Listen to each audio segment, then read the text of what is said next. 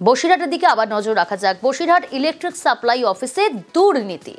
Electric supply অফিসে নিয়োগ দুর্নীতির অভিযোগ, টাকা দিয়ে নিরাপত্তা কর্মীকে নিয়োগের অভিযোগ। স্থানীয় বাসিন্দারা যেমন অভিযোগ করছেন, এই অভিযোগ সামনে এসেছে, এই দুর্নীতি প্রকাশ্যে এনেছেন তারা। আরো ডিটেল জানাতে পারবে অনুপম রয়েছে আমার সঙ্গে। অনুপম,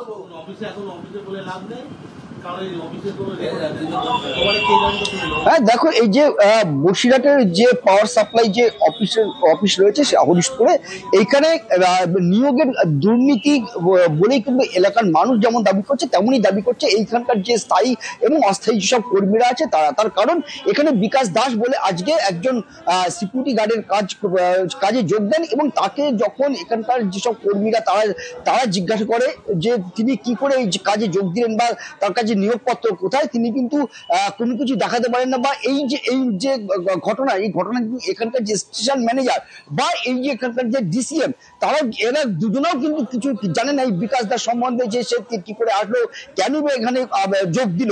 এরপর কিন্তু এলাকার মানুষ কিন্তু এখানকার যে কাউন্সিলর ভাস্কর মিত্র, তাকে এখানকার খবর দেয়। ভাস্কর মিত্র ঘটনাস্থলে যায় এবং এলাকার মানুষ কিন্তু সেই বিকাশ দাসের কাছে জিজ্ঞাসা করে। বিকাশ দাস একটা কাগজ দেখায় যে ডিসিএম কোম্পানি থেকে তাকে এখানে নিয়োগ করা হয়েছে। এখানে কিন্তু বারবার করে প্রশ্ন তোলে এলাকার মানুষ এবং এখানকার কর্মীরা যে টাকার বিনিময়ে এই ডিসিএম কোম্পানিতে এইসব এরকম ভাবে নিয়োগ করা হচ্ছে। এবং এই কর্তৃপক্ষ কি জানাচ্ছে অনুপম? কর্তৃপক্ষের তরফ থেকে কি জানানো হচ্ছে? সংশ্লিষ্ট দপ্তর কি জানাচ্ছে?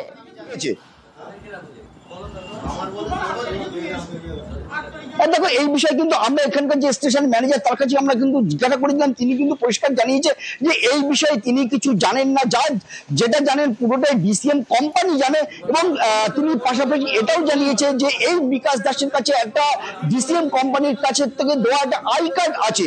কিন্তু এখানকার মানুষ, এখানকার যারা কর্মী, এই ওয়ার্ডের যারা বাসিন্দা, তারা কিন্তু প্রশ্ন তুলছে যে এই ডিসিএম কোম্পানি এই সাব স্টেশনে এর আগেও টাকার বিনিময়ে এখানে কিন্তু কর্মী নিয়োগ করেছে, এবং সেই নিয়ে কিন্তু আগেও বহুবার ঝামেলা হয়েছে, আবার সেই ঝামেলা তৈরি হওয়ার চেষ্টা করা হচ্ছে।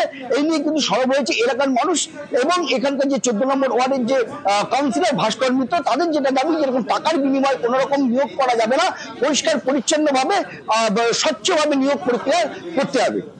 বেশ, কাজের দরকার ছিল, আমি কাজের চেষ্টায় গিয়েছিলাম। এখান থেকে একটা কাজের জয়েনিং দেয়, সেই কারণে কাজে এখানে এসেছি। কোন কোম্পানি?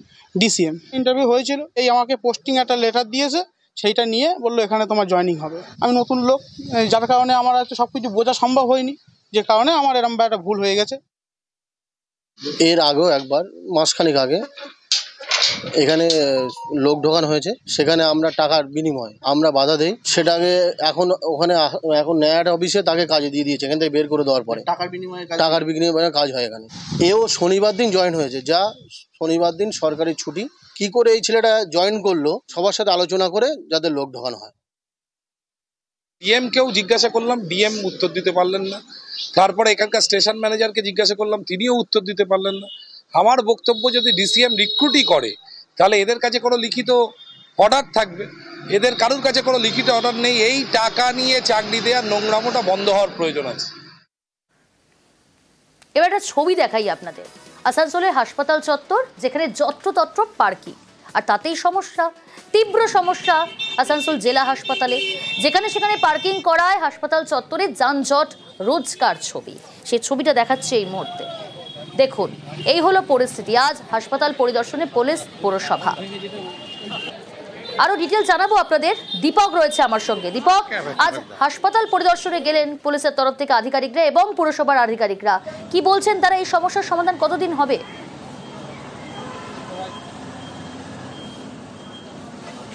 দেখো, আসানসোল গোরাই রোডের হাসপাতালের সামনে এই যানজটের সমস্যা আজকে নতুন সমস্যা নয়, দীর্ঘদিনের সমস্যা।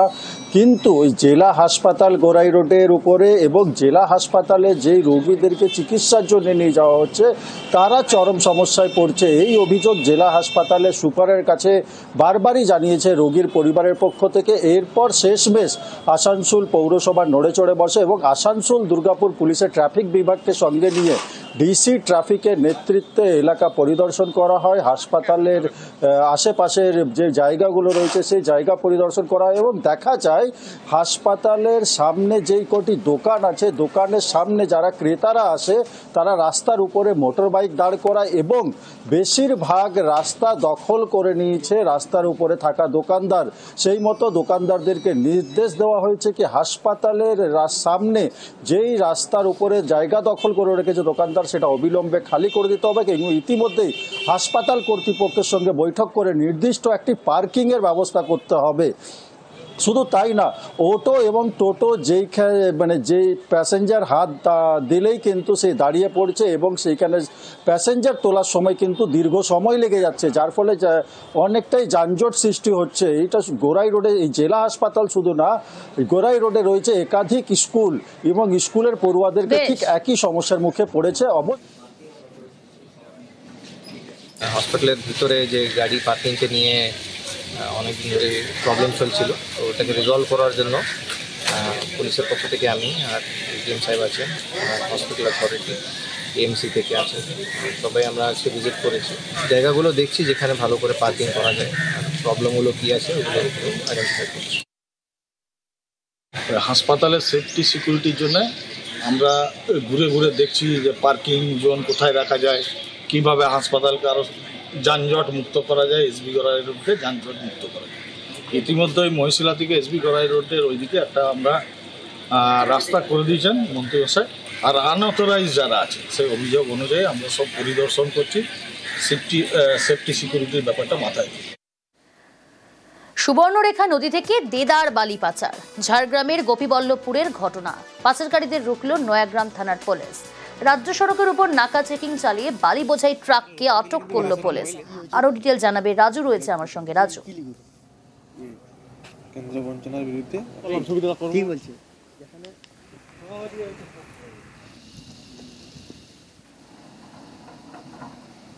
রাজু শোনা যাচ্ছে?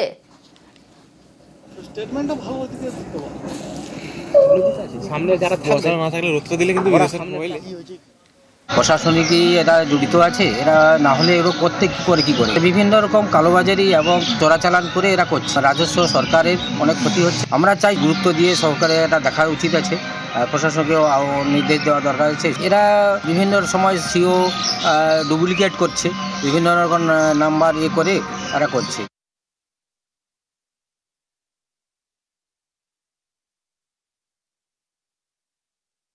পাচার, আমার সঙ্গে রয়েছে রাজু।